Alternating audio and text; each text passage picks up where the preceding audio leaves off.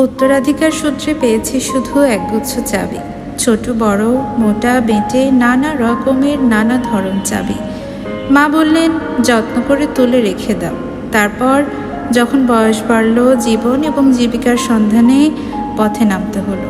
পকেটে সম্বল শুধু সেই একগুচ্ছ চাবি, ছোট বড় মোটা বেঁটে নানা রকমের নানা ধরনের চাবি। কিন্তু যেখানেই যাই সামনে দেখি প্রকাণ্ড এক দরজা, আর তাতে ঝুলছে প্রকাণ্ড এক তালা। পকেট থেকে চাবির গুচ্ছ বের করি, এ চাবি সে চাবি ঘোরাই ফেরাই, লাগে না, খোলেও না।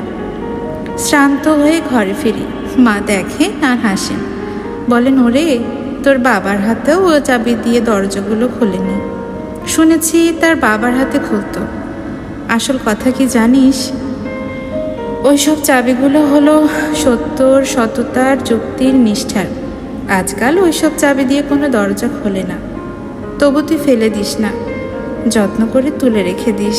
তুইও যখন চলে যাবি তোর সন্তানদের হাতে দিয়ে যাস।